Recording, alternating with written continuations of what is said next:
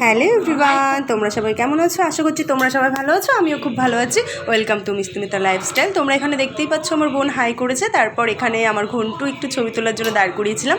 So যাই হোক, এখানে আমার বাড়ির পাশে একটা ক্যাফে আছে, তো আমরা মাঝে মধ্যে আমাদের যখনই ইচ্ছে করে এই ক্যাফেটাতেই ফ্যামিলি দিয়ে চলে আসি। ফ্যামিলি বলতে থাকেই আমার দিদি, জামাইবাবু আর দুটো বাচ্চা।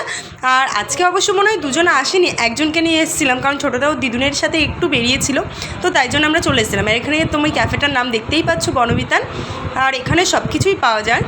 আর এখান দিয়ে দেখাও, এখানে না কাপেলরা সব থাকে এই ঘরগুলোতে। আমার তো খুব ভালো লাগে দেখে। যাই হোক, আমি যে সিঙ্গেল হলেও কি হয়েছে, মিঙ্গেলদের জন্য তো নিশ্চয়ই থাকতেই হবে না। আর এখানে আমার ঘন্টু একটু পোজ দিচ্ছিলো, আর এখানে হাত দিচ্ছিলো, এই টুনি লাইটগুলো দেখতেই পাচ্ছ, এইগুলোতে হাত দিচ্ছিলো। সো এখানে না ডেকোরেশনটা খুব ভালো লাগে, আমার তো বেসিক্যালি খুবই ভালো লাগে। তারপরে একটু ঘন্টুকে নিয়ে একটু খেলা করছিলাম, একটু বলছিলাম আমার সাথে একটু ছবি তুলে দে। যে যাই হোক, এখানে ঘন্টু নেমে যায়, তোমরা দেখতেই পাচ্ছ। এখানে আমার জামাইবাবু, আবার তারপরে একটু ওর সাথে ঘুরছিলাম, যে জামাইবাবু এখানে আবার দিদি বসে আছে, কোনো ক্যাফেই ফাঁকা ছিল। তারপর যখন ফাঁকা হলো তখন এসে বসলাম, দিয়ে চারজন তখন ছিলাম, চারজনের ক্যাফেতেই বসেছিলাম।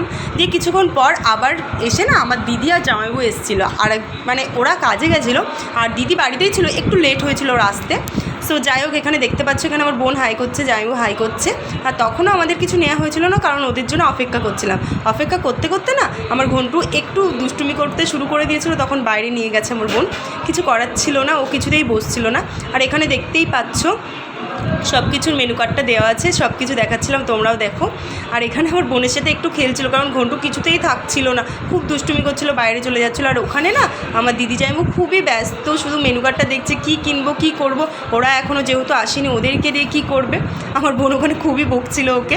সো যাই হোক, এর মধ্যে না একটা ঘটনা ঘটেছে। এই যে এই ঘরটাতে দেখছো না, তখন বাইরে যখন গেছিলাম, তোমরা পরে তো ওটা দেখতেই পাবে, যাই হোক গল্পটা আমি পরেই বলবো, যখন দেখবে তখনই বলবো। আর এখানে দেখতেই পাচ্ছ ঘন্টুকে যথারীতিভাবে ওই ভেতরে দিয়ে বসানোর জন্য বলা হচ্ছিলো, ও কিছুতেই বসছিল না। তারপর যাই হোক বসানো হয়েছে, বসে একটু খেলছিলাম, একটু কথা বলছিলাম। যে কিছুক্ষণ পর আমাদের কফিটা আসে, কফি আসার পরে পকোড়া আসে। এই যে এই দিদিটা দেখতে পাচ্ছি তো, এটা ওর ছেলে, এর নাম হচ্ছে ঋতু সোনা। যে ও এসে খাওয়া দাওয়া করে এখানে আমরা দিয়েছিলাম।